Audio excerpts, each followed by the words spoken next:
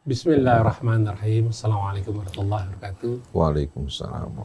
Allahumma sholli ala sayyidina Muhammad ala sayyidina Muhammad.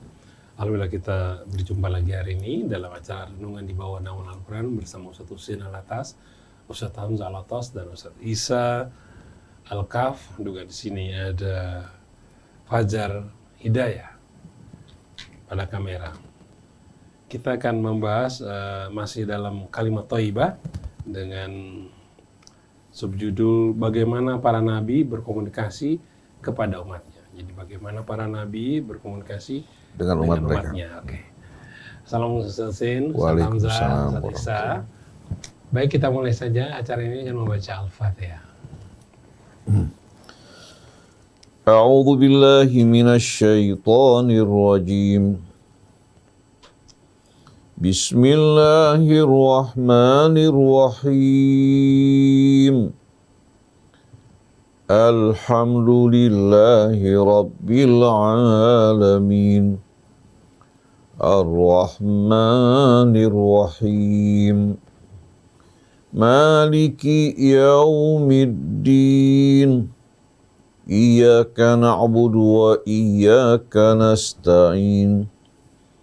Ihdinas siratal mustaqim.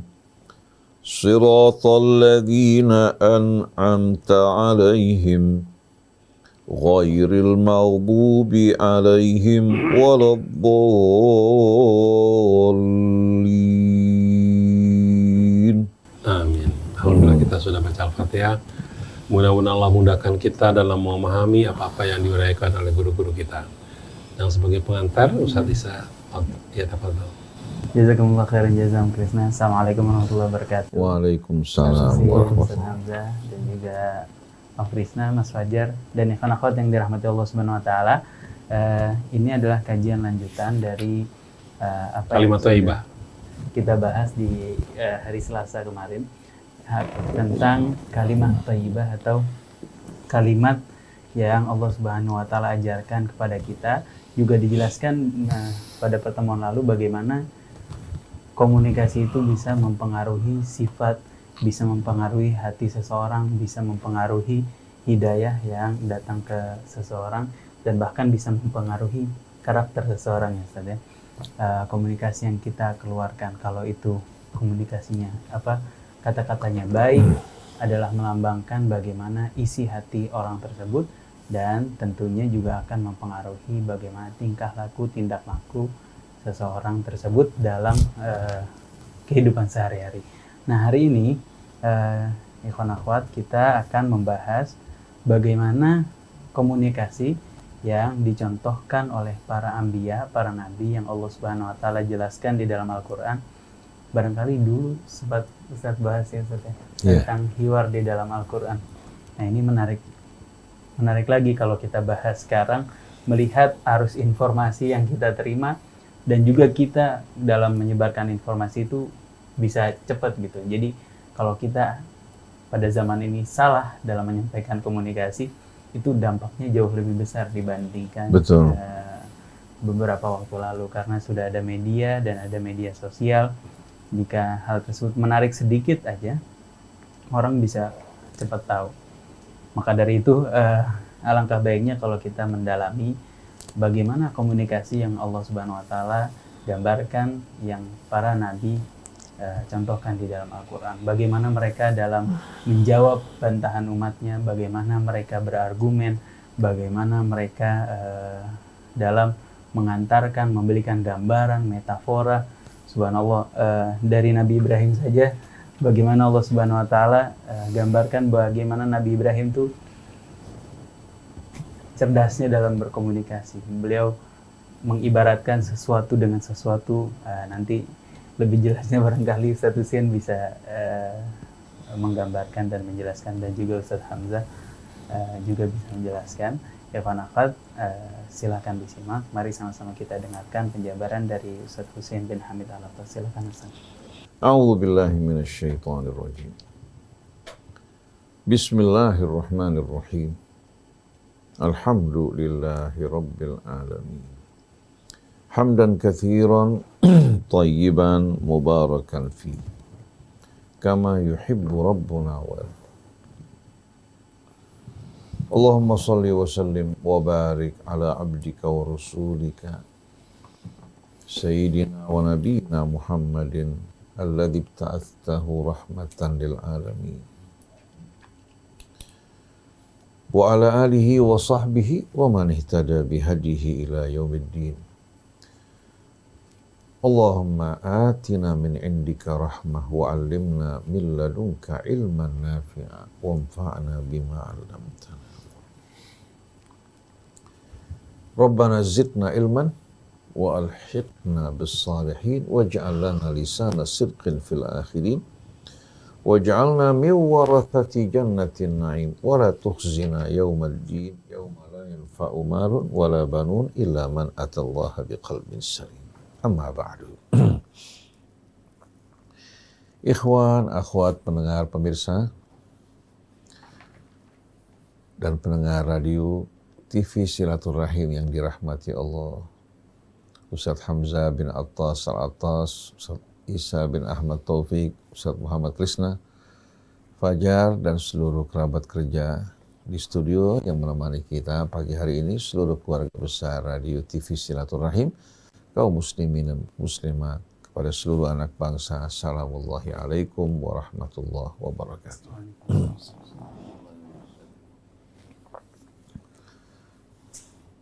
Pada kajian kita yang lalu, dalam tema utama Al-Kalimah At-Tayyibah, yang Allah gambarkan dalam Al-Quran bagaikan pohon yang akarnya kokoh kuat, batangnya menjulang tinggi, dahan-dahan dan rantingnya yang lebat, dan buahnya yang bermunculan setiap saat tanpa mengenal musim. Ini merupakan perumpamaan yang Allah Subhanahu wa Ta'ala berikan kepada kita, yang menggambarkan bagaimana indahnya manfaatnya dari kalimah thayyibah.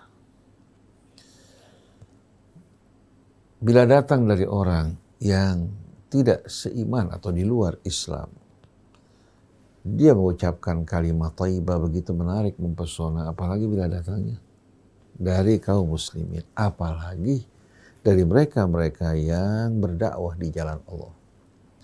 Karena Allah Subhanahu wa Ta'ala perintahkan nabinya dan kita semua dalam berdakwah menyampaikannya dengan penuh hikmah, nasihat yang baik yang akan membuka pintu hati orang untuk menerima kebenaran. Ud'u ila sabili rabbika bil hikmati wal mau'izatil hasanah. Ini merupakan dasar dari ilmu komunikasi yang dikembangkan pada saat ini. Karena kata hikmah itu menempatkan sesuatu pada tempatnya. Jadi jangan sampai ada kata-kata yang keluar dari tempatnya, yang tidak mengantarkan kita pada maksud tujuan kita, malah membuat kita semakin jauh dari tujuan. Nasihat yang baik disampaikan bukan karena emosi, tapi ingin betul-betul membawa orang tersebut untuk dapat mengikuti dan menikmati kebenaran yang kita rasakan. Dan Allah mengingatkan nabinya dan kita semua untuk tidak berdialog dengan para ahli kitab kecuali dengan cara logika yang lebih baik. Wala tujadilu ahlal kitab illa billati hiya ahsan. Jangan kalian berdebat dengan para ahli kitab kecuali dengan cara yang lebih baik. Bagaimana kalau mereka orang-orang yang tidak berakal, orang-orang yang arogan, bahkan mereka orang-orang yang menggunakan logika kekuatan, illal ladzina dzalamu minhum. Kecuali orang-orang yang zalim dari mereka. Enggak mungkin dong kita menggunakan kekuatan logika, sedangkan mereka menggunakan logika kekuatan. Jadi orang-orang yang mau berpikir berakal, kita ajak berdialog dengan cara yang lebih baik. Oleh karena itu memilih kata-kata, juga menyampaikan argumentasi, hendaknya betul-betul bisa mengantarkan kita untuk menyampaikan pesan dengan sempurna. Dan betapa indahnya gambaran yang Allah berikan mengenai kalimah thayyibah. Karena kita sebagai orang yang beriman, dasar dari apa? Dari pohon kehidupan kita adalah kalimat tauhid. Dari kalimat tauhid akan melahirkan bangunan yang amat indah, yang akan memberikan keteduhan, ya. Sebagaimana yang digambarkan Quran, dan juga manfaat yang tak pernah berhenti. Maka persis seperti gambaran Nabi, khairukum anfa'ukum linnas, sebaik-baiknya kalian yang paling bermanfaat untuk manusia. Oleh karena itu, Allah melarang kita untuk menggunakan bahasa-bahasa yang tidak baik. Dan bahasa yang tidak baik ini masuk dalam komunikasi yang buruk atau kalimah khabithah. Seperti mengolok-olok orang lain. Bukan kita ngajak orang dialog untuk melihat kebenaran, tapi kita olok-olok satu kaum, kita anggap kita lebih baik dari mereka. Padahal dengan mengolok-olok orang lain menunjukkan bahwa kita tidak memiliki kebenaran. Yang kita sampaikan adalah hawa nafsu dan kesombongan. Bagaimana orang akan mengetahui kebenaran? Dilarang kita mengolok-olok orang lain. Ya. Kemudian Allah juga melarang kita untuk apa? Untuk mencaci maki orang lain. Melarang kita juga untuk memberikan julukan yang tidak baik. Ya ayyuhalladzina amanu la yaskhar qaumun min qaumin asa an yakunu khairan minhum wala nisa'un min nisa'in asa an yakunna khairan minhum wala talmizu anfusakum wala tanabazu bil alqab bi'sal ismul fusuq ba'dal iman wa man lam yatub fa ulaika humudz dhalimun. Bagaimana Allah gambarkan di sini bahwa perbuatan tadi mengolok-olok orang lain, mencaci maki orang lain, Allah gunakan dalam ungkapan ini wala talmizu anfusakum, jangan kalian mencaci diri kalian. Pada maksud ayat ini jangan sebahagian kalian mencaci sebahagian yang lain. Karena begitu seorang mencaci orang lain, berarti dia membuka dirinya untuk dicaci, dimaki oleh orang lain. Kalau cacian dan makian merupakan bahasa komunikasi kita, bagaimana akan menumbuhkan cinta di hati kita? Begitu juga memberikan julukan yang menyakitkan, yang akan terus melekat pada seseorang hingga menimbulkan kebencian di hatinya. Kalau memberikan julukan yang baik, julukan yang baik, memberikan kabar gembira. Juga Allah melarang kita untuk apa? Mengintai, mencari-cari kejelekan orang lain. Berburuk sangka terhadap mereka. Atau mengumpat menceritakan kejelekan. Kalau seorang menceritakan kebaikan orang, sama dengan orang yang menceritakan keburukannya. Karena dia hanya melihat sisi keburukannya, ini melihat sisi kebaikannya. Mana yang menumbuhkan cinta di hati yang mendengar? Dengar sendiri ya. Yang mendengarkan cerita baik ya, tentang dirinya, dia akan betul-betul apa? Akan merasakan betul-betul apa? Getaran di hatinya terhadap orang yang menyebutkan kebaikannya. Tapi begitu dia mendengarkan orang menceritakan keburukannya, akan menimbulkan kebencian. Betul tidak? Kenapa kita hanya bisa melihat kekurangan orang lain, tidak bisa melihat kelebihan? Dan Allah tidak mengizinkan kita mencaci, memaki, atau menjulukkan orang lain dengan julukan yang tidak patut. Kalau kita lihat kesalahan, tegur. Tapi bil hikmah wal mau'izatil hasanah. Dan Allah ingatkan kita satu keluarga yang berasal dari ayah ibu yang sama. Diciptakan oleh Tuhan yang sama. Sedang menghadapi ujian yang sama. Kitab suci kita sama. Begitu pula Nabi kita. Kenapa kita harus saling merendahkan orang lain? Atau ingin mengangkat diri kita dengan menjatuhkan orang lain? Membaguskan diri kita dengan menjelekkan orang lain, kan ini tidak pantas sama sekali. Oleh karena itu, dakwah Islam disampaikan oleh para nabi dan para rasul dengan kalimah thayyibah. Ini merupakan dasar dari ilmu komunikasi, bukan hanya dimulai pada masa rasul, tapi dimulai oleh apa? Oleh nabi yang pertama diutus di tengah-tengah umat manusia. Lihat dialog Nuh bersama kaumnya. Dia merupakan Rasul yang kedua setelah Adam.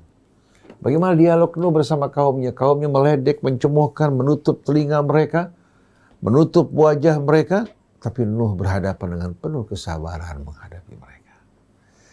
Nah, kalau kita perhatikan dakwah para nabi, dalam dialog mereka bersama umat mereka, kita dapat mengambil pelajaran yang amat banyak. Memahami uslub dakwah para nabi. Sering orang mempelajari bagaimana metode dakwah yang tepat dan benar.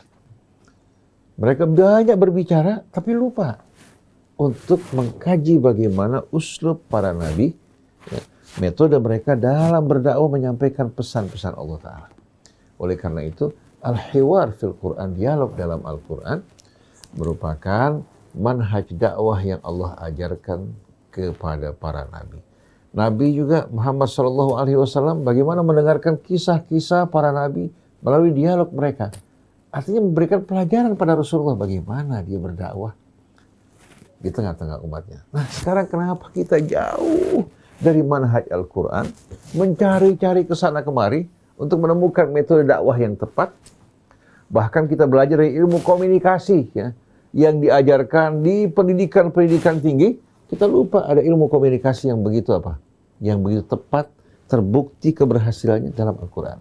Malah orang di luar Islam yang banyak mengambil manfaat dari ilmu komunikasi dalam Al-Quran.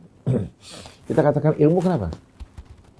Karena ilmu itu sesuatu yang pasti, bukan teori. Sedangkan yang banyak mereka bicarakan masih merupakan teori. Dan terkadang dia beranggapan benar, padahal merupakan cara yang salah. Seperti orang Islam melakukan pendekatan kepada orang di luar Islam melalui toleransi yang tidak benar dan mengorbankan kebenaran. Kalau para nabi tidak. Pendekatan, mengajak dengan penuh hikmah, tapi tidak mengorbankan kebenaran. Nah, ini sebagai pengantar yang akan kita ikuti dengan dialog langsung para nabi bersama umat mereka. Nah, saya akan mulai pagi hari ini dengan dialog Ibrahim bersama sang ayah. Begitu juga dialog Ibrahim bersama umatnya. Kita lihat bagaimana Ibrahim bukan hanya cerdas, santun, tapi betul-betul orang yang dari mulai dini, orang yang tidak sama sekali apa? Tidak sama sekali mudah untuk menerima sesuatu, melainkan apabila dia telah meyakini kebenaran. Karena Ibrahim kan hidup di tengah-tengah masyarakat yang menyembah berhala. Bahkan orang tuanya, atau mungkin juga pamannya, seorang yang membuat berhala. Artinya terkooptasi dalam lingkungan seperti ini, bagaimana dia bisa keluar? Bahkan bukan pada saat dewasa, semenjak dini dia menolak hal seperti ini. Nah, kita akan mengambil beberapa ayat dari surat Maryam dulu. Surat Maryam, bagaimana dialog Ibrahim bersama ayahnya yang amat menyentuh, dan bagaimana sikap ayahnya yang emosional. A'udzubillahi minasyaitonir rajim.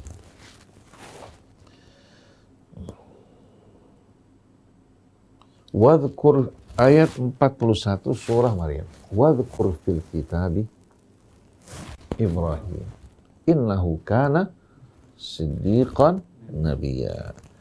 Ceritakanlah wahai Rasulullah. Ini bukan cerita dongeng. Karena Allah sebutkan fil kitab, dalam Alkitab. Ibrahim tentang Ibrahim. Lalu Allah terangkan ya, dari pertama, innahu kana siddiqan nabiyya. Sesungguhnya dia seorang yang amat jujur ya, dan dia seorang nabi. Jadi Allah tegaskan bahwa Ibrahim seorang yang siddiq. Berarti cerita mengenai Ibrahim yang berbohong sebanyak 3 kali sebagaimana diriwayatkan dalam hadis merupakan hal yang tidak benar. Kita kan pernah mendengar bahwa Ibrahim pernah berbohong. Ternyata yang dianggap kebohongan Ibrahim seperti ketika berbicara pada kaumnya bukan kebohongan, tapi cara berdialog yang Allah ajarkan kepada Ibrahim dalam menghadapi kaumnya. Maka pada akhir dialog Allah sebutkan wa tilka hujjatuna atainaha Ibrahim ala qaumi. Itu argumentasi yang kami ajarkan pada Ibrahim bagaimana memulai dengan logika mereka secara perlahan-lahan ditarik untuk melihat kebenaran. Kita akan buktikan nanti bahwa Ibrahim tidak pernah berbohong. Karena kebohongan itu mencederai kehormatan Nabi. Kalau dia pernah berbohong, berarti apa? Bisa saja kebohongan tersebut berulang kali. Nabi boleh punya kekurangan. Seperti Nabi Allah Musa katakan lidahnya tidak sempurna cadel. Tapi kalau kebohongan ada pada seorang Nabi, jangankan seorang alim, seorang dai, mencederai kehormatannya. Ya, karena ada anggapan bohong untuk kebaikan gak apa-apa. Akhirnya pada zaman dulu banyak yang meriwayatkan hadis. Iya. Katanya untuk kebaikan. Banyak hadis-hadis palsu diriwayatkan alasannya untuk membela Islam. Seperti banyak kelompok-kelompok Islam sekarang ini berbohong, mengedit, melakukan fabrika i'lamiyah, ya, kebohongan media dengan alasan untuk membela Islam.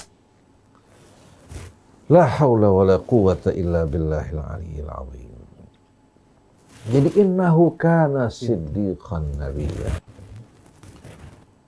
Idh qala li abihi ya abati lima ta'budu ma la yasma'u wa la yubsiru wa la yughni anka syai'a.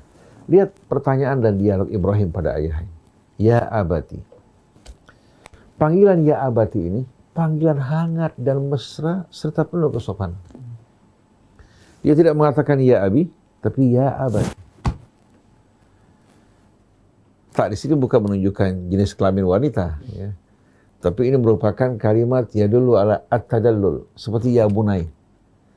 Kita manggil satu anak kita ya bunai, itu panggilan mesra.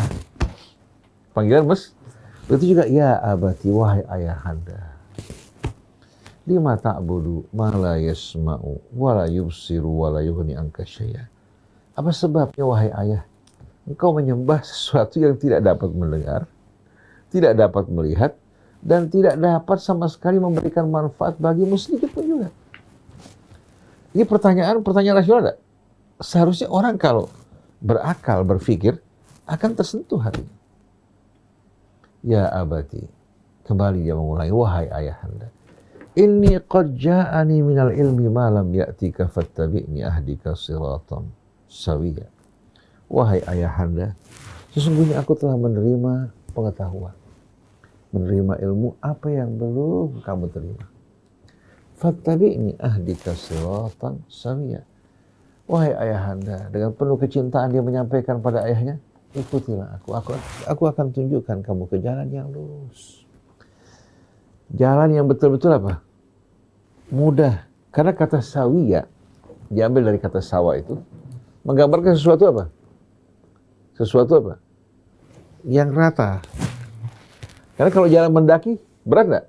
Jalan menurun juga berbahaya. Jadi Allah gambarkan di sini kata jalan yang lurus itu apa?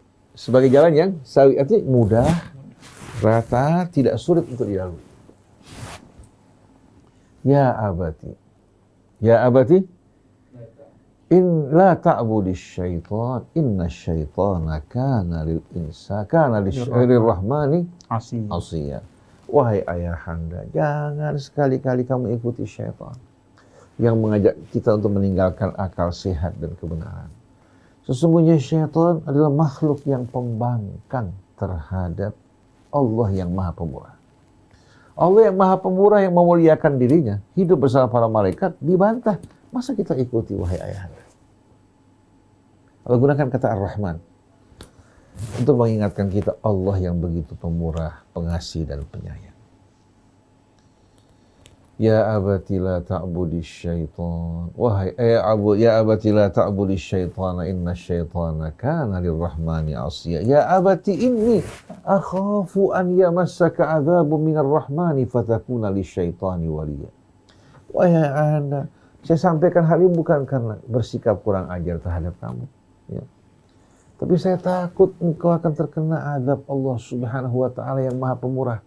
Gak mungkin Allah menghadap secara aniaya. Allah gunakan kata Ar-Rahman. Aku khawatir kamu akan terkena azab Ar-Rahman yang Maha Pemurah yang telah melimpahkan rahmatnya padamu. Akhirnya engkau menjadi wali dan kawan dari syaitan. Indah gak? Apa jawaban sang ayah?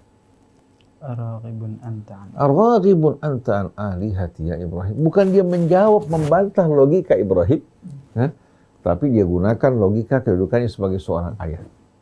Ibrahim menjawab dengan lemah lembut, menerangkan dengan jelas pertanyaannya, kenapa kamu sembah yang tidak mendengar, yang tidak melihat, dan tidak bermanfaat sedikit pun? Kan sia-sia. Ar-raghibun anta an alihati ya Ibrahim. Jawabannya, apa kamu berpaling dari Tuhanku wahai Ibrahim? An alihati, jamak dari ilah. Apa kamu berpaling dari Tuhan dan sembahan-sembahanku wahai Ibrahim? La illam tantahi la arjumannaka wahjurni mali. Kalau engkau tidak mau meninggalkan apa yang kamu lakukan ini, ya, maka aku akan merajam, melontari kamu dengan batu. Wahjurni maliyan, kau tinggalkan aku. Maksudnya jangan dekat-dekat dengan aku. Jadi kalau Ibrahim nggak mau meninggalkan, ya, dia akan menerima ancaman tersebut. Apa jawaban Ibrahim? Salamun. Jawaban Ibrahim dengan sikap orang tuanya yang arogan, qala salamun alaik. Kalau begitu salamun alaik. Semoga Allah melimpahkan keselamatannya pada kamu. Itu sebelum ayahnya apa? Menegaskan bahwa dia orang yang ingkar dan menentang Allah. Ibrahim masih berharap ayahnya bisa kembali. Salamun alaika sa'astaghfirulaka rabbi. Aku akan mohon ampunan kepada Allah untuk engkau wahai ayah. Innahu kana bi hafiya. Sesungguhnya dia betul-betul penuh perhatian terhadap aku. Ini sebelum terbukti bahwa ayahnya merupakan musuh Allah. Tapi begitu terbukti ayahnya menentang dan menolak untuk menerima kebenaran, Ibrahim dilarang oleh Allah untuk memohon ampun bagi ayahnya. Wa ma kana istighfaru Ibrahim li abihi illa an mau'idatin wa'adaha iyyah falamma tabayyana lahu annahu aduwwun lillah tabarra'a minhu. Inna Ibrahim awwahun. Nah, kita lihat ya, bagaimana di sini keterangan dari Allah Ta'ala. Kemudian, wa'atazilukum wa ma tad'una min dunillah.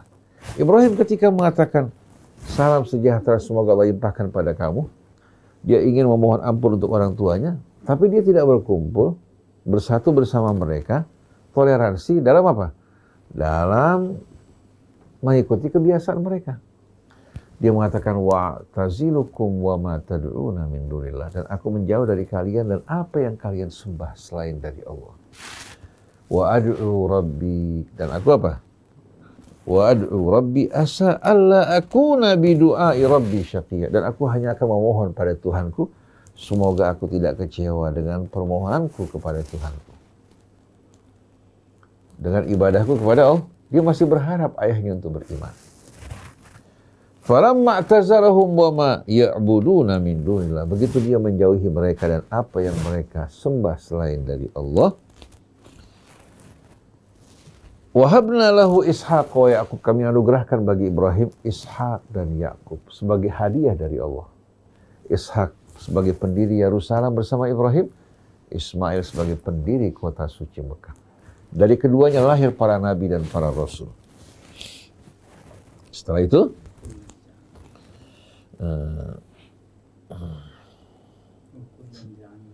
wa kullan ja'alna nabiyya, dan masing-masing kami jadikan sebagai nabi. Wa wahabna lahum min rahmatina, kami anugerahkan bagi mereka dari rahmat kami. Wa ja'alna lahum lisana sidqin aliyya, dan kami jadikan bagi mereka lisana sidqin aliyya, sebutan sidqin yang penuh dengan kebenaran, kejujuran, aliyya yang amat tinggi, artinya menjadi cerita tutur yang amat indah mengenai apa?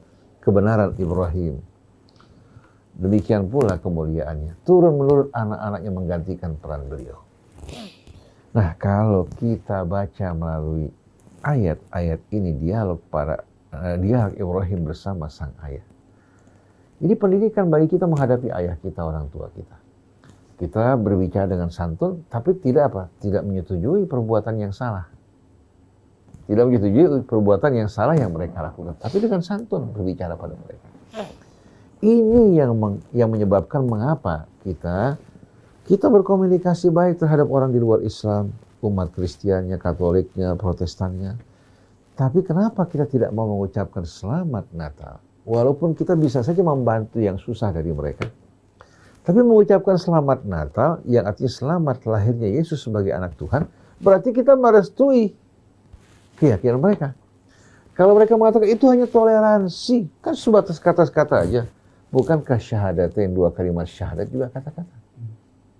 Kita orang Islam yang beriman, kata-kata kita harus sesuai dengan apa yang di hati kita, kecuali dalam keadaan terancam, lain persoalan. Kalau kita mengucapkan selamat pada yang salah, berarti kita merestui. Contohnya, orang habis berzina kita ucapkan selamat. Gimana? Berarti kita merestui perbuatan zina. Orang habis minum khamar kita ucapkan hani'an laka.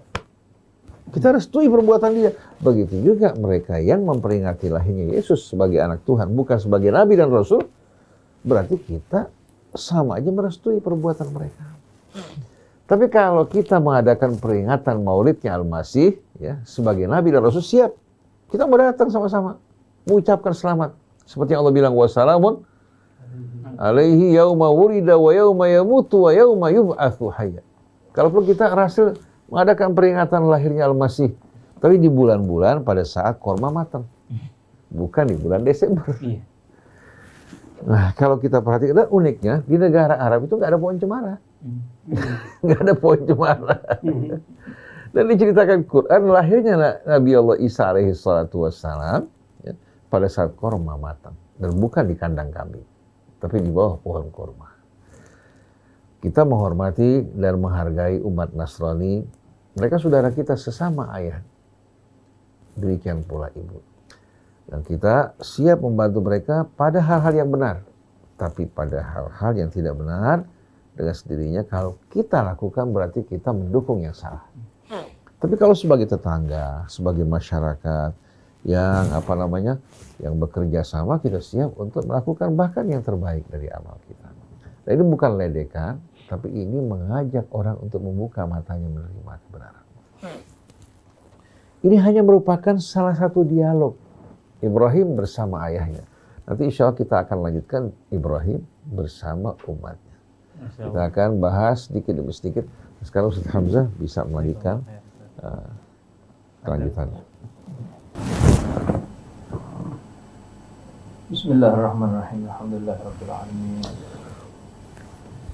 Wassalatu wassalamu ala asyrafil anbiya wal mursalin sayyidina Muhammadin wa ala alihi wa sahbihi ajma'in. Subhanaka la ilma lana illa ma 'allamtana innaka antal alimul hakim. Rabbana zidna ilma wa alhiqna bis salihin.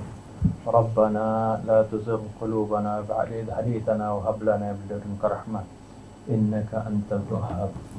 Rabbi shrah li sadri wa yassir li amri wahlul 'uqdatam min lisani yafqahu qawli. Amma ba'du. Alhamdulillah wa syukurillah. Kita panjatkan puji syukur kita terhadap Allah Subhanahu wa taala atas segala karunia dan rahmat-Nya serta taufik dan hidayah-Nya. Alhamdulillah. Sehingga pada saat ini kita masih diberikan kesempatan untuk mengkaji firman-firman Allah Subhanahu wa taala, mendengarkan paparan tentang Al-Qur'anul Karim. Terutama sekali itu yang kita bahas saat ini tentang komunikasi dalam Al-Qur'an. Ini sangat penting. Kita sebagai seorang mukmin yang sudah diwariskan Al-Qur'an kepada kita ini dan Allah jaga kemurniannya. Hendaknya kita harus paham ya tentang bagaimana komunikasi Allah Subhanahu wa taala dengan hamba-hambanya. Kalau kita tidak memahaminya, akhirnya kita ya, bisa saja kemasukan riwayat-riwayat yang tidak benar seperti yang tadi sudah diuraikan oleh Ustaz Husin. Bagaimana menceritakan bahwasanya Nabi Ibrahim pernah berdusta bahkan selama 3 kali katanya. 3 kali. Nah ini juga mengutip dari ayat Quran tadi sudah dijelaskan bagaimana dialog yang dilakukan oleh Nabi Allah Ibrahim guna atau dengan tujuan mematahkan argumen raja yang tidak beriman kepada Allah Subhanahu wa taala, bukan Nabi Allah Ibrahimnya. Nah, ini penting ya, untuk memahami komunikasi di dalam Al-Quran. Dan nanti insya Allah akan banyak kita akan lihat, kita akan dengarkan contoh-contoh yang akan dipaparkan nantinya. Tapi sebelum itu, saya ingin menggambarkan bagaimana i'jaz Al-Quran fil Hiwar ini, kemukjizatan Al-Quran di dalam komunikasinya. Sungguh sangat-sangat mengagumkan. Sebagaimana kita ketahui, ya, tentunya ini juga dipelajari dalam ilmu komunikasi. Bagaimana kalau kita berbicara itu harus tentunya sesuai dengan orang yang kita ajak bicara.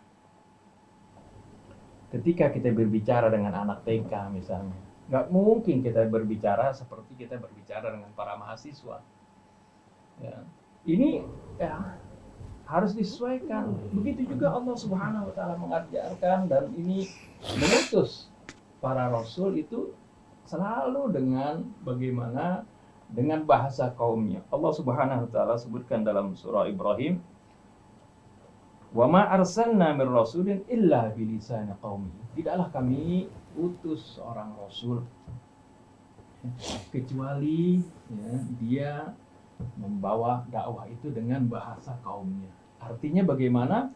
Nggak mungkin dengan bahasa lain, ya nanti nggak difahami. Ya, oleh karena itu, setiap Allah utus seorang rasul, dia berbahasa dengan bahasa kaumnya.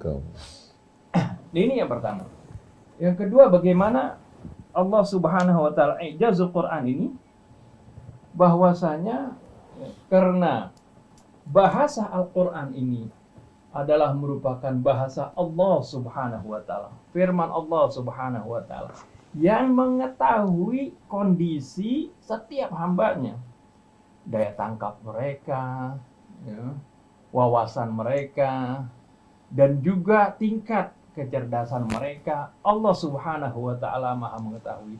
Dan salah satu kemukjizatan Al-Quran, Al-Quran ini bisa difahami oleh ya, berbagai kalangan. Ya, orang awamnya bisa menerima Al-Quran ya, ketika dipahami Al-Quran dengan bahasa-bahasa yang sederhana. Mereka bisa paham. Orang yang pintar sekalipun ya, juga mengetahui, ya, bisa memahami Al-Quran, tentu dengan pemahaman yang lebih dalam lagi. Jadi ini Al-Quran ini bisa diterima oleh berbagai kalangan. Inilah keunikan Al-Quran, tidak seperti bahasa manusia mungkin. Kalau bahasa manusia ya hanya mungkin ya dia harus khususkan untuk kalangan tertentu seperti itu. Dia harus sesuaikan. Tapi kalau Al-Quran ini, dalam Al-Quran kesemuanya ini itu ada bisa dipahami oleh setiap makhluknya, setiap manusia maksudnya. Setiap manusia difahami, akan tetapi tentunya tingkat kepahamannya berbeda-beda. Ya, bagi orang awam ya, pemahamannya ya, sesuai dengan daya tangkapnya. Dan bagi orang yang alim akan memahami Al-Quran begitu luasnya. Tapi juga ya, Al-Quran ini tetap ya tidak bisa diliputi oleh orang sepintar apapun. Tapi ketika dia menggali, di sana akan dia dapati ilmu-ilmu yang lebih luas lagi. Untuk itu kita ini perhatikan bagaimana ya, contoh Allah Subhanahu wa taala berbicara kepada hamba-hambanya sesuai dengan kapasitas mereka. Ketika Allah Subhanahu wa taala berbicara tentang misalnya tentang kekuasaan, ya, tentang bagaimana pengaturan alam semesta, Allah Subhanahu wa taala memberikan gambaran-gambaran ya yang bisa difahami oleh manusia. Ya, seperti Allah berbicara tentang Al-Kursi. Memang ini adalah makhluk Allah Subhanahu wa taala. Tapi ini Allah bicarakan hal ini supaya difahami oleh manusia bagaimana besarnya kekuasaan Allah. Tentang Arsy juga. Ya, ini adalah makhluk Allah Subhanahu wa taala. Berulang kali kalimat Arsy ini berulang di dalam Al-Qur'an. Ya, ini adalah memang makhluk Allah, tapi seperti apa besarnya?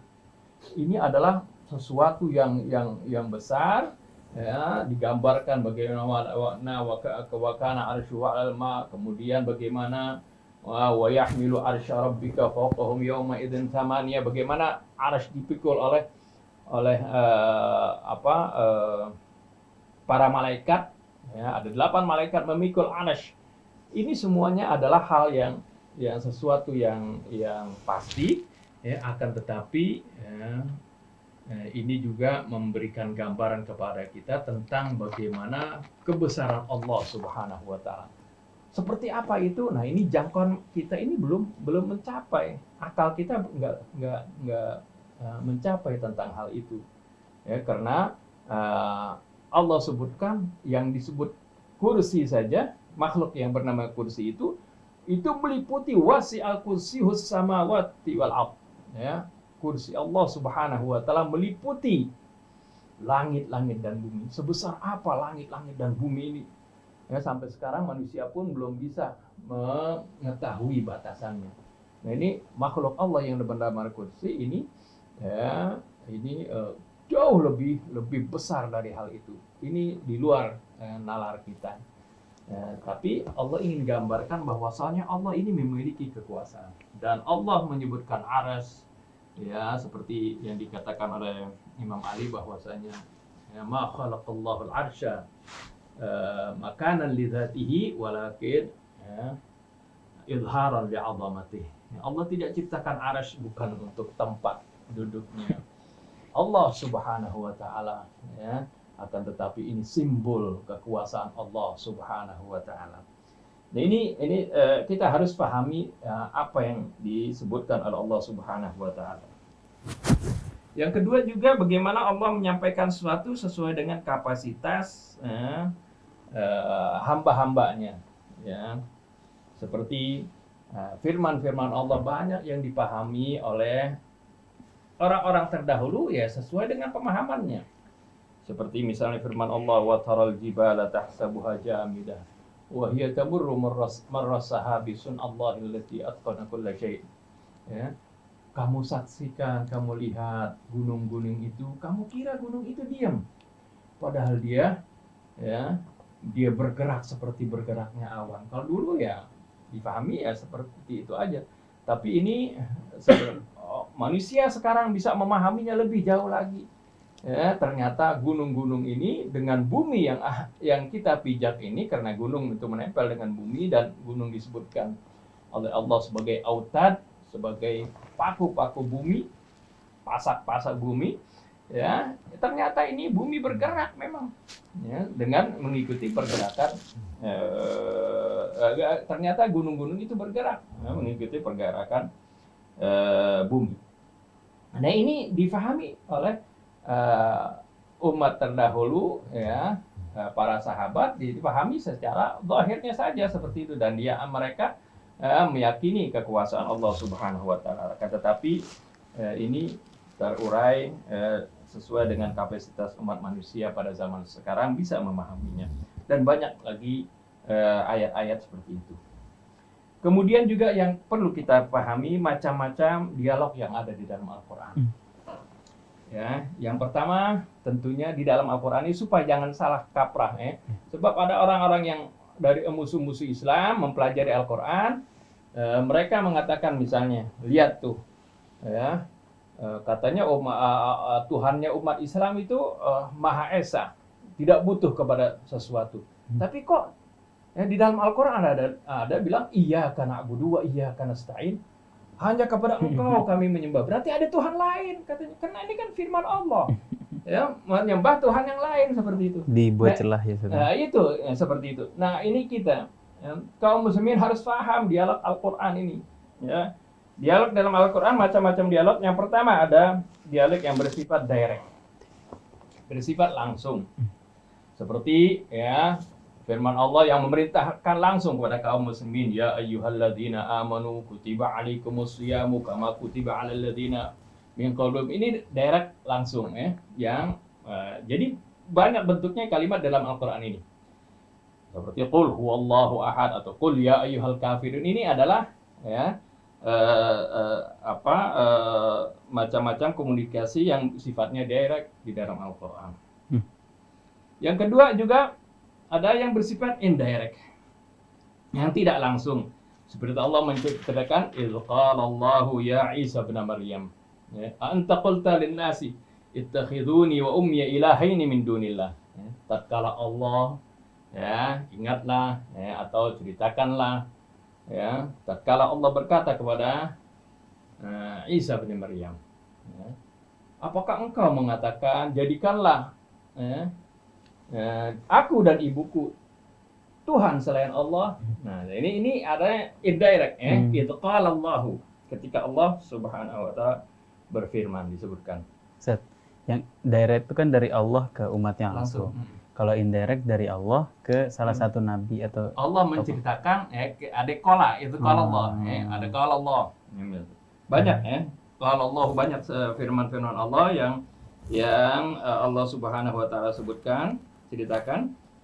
Ciri-ciri indirectnya ada kalau Allahnya gitu. Iya, Oh, seperti itu. Ya, kalau Allah berfirman seperti itu. oke, siap. Ya, jadi bukan langsung Allah katakan seperti itu ya. Itu yang kedua tadi indirect. Yang ketiga khabar atau menceritakan tentang dialog hamba-hambanya. Dialog hamba-hambanya seperti hiwarnya tadi ya. Yang Ustaz Husin terangkan bagaimana hiwar Nabi Allah Ibrahim dengan paman atau ayahnya ya pamannya yang lebih tepat ya. Bagaimana dialognya itu? Kan itu juga firman Allah, tapi menceritakan tentang dialog itu, para rasul dengan umatnya, atau misalnya Nabi Musa dengan Firaun, gitu. Atau orang kufar Quraisy, ya. Itu kan juga diceritakan dalam Al-Quran. Langsung Luqman ke anaknya. Luqman ke anaknya itu jadi bentuknya ini ya kabar ya menceritakan dialog antara hambanya seperti itu. Yang terakhir adalah bagaimana di dalam Al-Quran ini adalah juga pendidikan buat hamba-hambanya. Ya, jadi mengajarkan hamba-hambanya untuk misalnya dalam hal berdoa. Ya, kan di dalam Al-Quran ada Rabbana atina fid dunya hasanah wa fil akhirati hasanah wa qina adzabannar. Nah, juga yang termasuk dengan ini suratul Fatihah. Suratul Fatihah adalah suatu surah yang mana Allah Subhanahu wa taala mengajarkan hambanya bagaimana cara hambanya bermunajat kepada Allah Subhanahu wa taala. Diawali dengan Bismillahirrahmanirrahim, kemudian Alhamdulillahirabbil alamin, memuji-muji Allah Subhanahu wa taala. Ar-Rahmanir-Rahim dengan menyebutkan sifat-sifatnya. Kemudian ada ikrar di sana, ya. Ar-Rahmanir-Rahim, Maliki Yaumiddin, ada pengakuan, ya. Ada pujian, kemudian pengakuan atas kebesaran Allah Subhanahu wa taala yang bukan saja menjadi penguasa di dunia ini tapi di yaumil akhirah juga seperti itu. Kemudian ada ikrar di sana, iyyaka na'budu wa iyyaka nasta'in. Ya, kemudian setelah itu diakhiri dengan permohonan doa, ihdinas siratal mustaqim sampai akhir. Ini adalah merupakan bentuk bagaimana kalimat dialog yang Allah Subhanahu wa taala ajarkan kepada hamba-hambanya bagaimana cara hambanya ini untuk bermunajat kepada Allah Subhanahu wa taala. Jadi jangan dibilang bahwasannya iyyaka na'budu wa iyyaka nasta'in itu kok Allah yang berfirman seperti itu. Allah berarti menyembah lagi dan Allah butuh kepada Tuhan yang lain. Nah, ini tidak benar. Ini adalah suratul Fatihah ini adalah bentuk bagaimana Allah Subhanahu wa taala mengajarkan kepada hambanya bagaimana caranya mereka bermunajat kepada Allah Subhanahu wa taala. Tentunya hal-hal ini kita bisa saksikan nanti dalam Al-Quran, insya Allah juga akan dijelaskan oleh guru kita Ustaz Husin bin Hamid Al-Atas, sehingga kita paham dengan Al-Quran, akrab dengan Al-Quran. Kita nggak mudah nanti kalau kita sudah akrab dengan Al-Quran, tidak mudah dikelabui, dibikin pusing, dibikin samar, dibikin bingung oleh riwayat-riwayat yang bertentangan dengan Al-Quran. Wallahu a'lam. Insyaallah. Insyaallah kita lanjutkan lagi. Berikutnya dialog para nabi dengan umat mereka. Siap. Ibrahim dengan umat mereka. Jazakumullah khair Ustaz Husin dan Sama-sama. Ustaz Hamzah, tadi dijelaskan bagaimana kesopanan Nabi Ibrahim menghadapi paman atau ayahnya setelah dapat ancaman dan diterima usiran tadi dari paman dan ayahnya, jawaban lembutnya Nabi Ibrahim, hujahnya Nabi Ibrahim, dan juga dijelaskan tadi oleh Ustaz Hamzah tentang jenis-jenis dialog di dalam Al-Quran. Mudah-mudahan bermanfaat buat ikhwan akhwat sekalian. Insyaallah pertemuan berikutnya kita akan lebih detail lagi Amin. membahas tentang komunikasi di dalam Al-Quran. Baik. Kita akan bahkan nanti kepada kalimat thayyibah yang lainnya lagi. Mudah-mudahan kita diberi kesehatan semuanya. Amin. Terima kasih Ustaz Husin, Ustaz Hamzah, Ustaz Isa. Saya Muhammad Krishna, Fajar Hidayah, Anis Muhalim, dan Fahri. Mohon pamit. Wabillahi taufiq wal hidayah. Wassalamualaikum warahmatullahi wabarakatuh.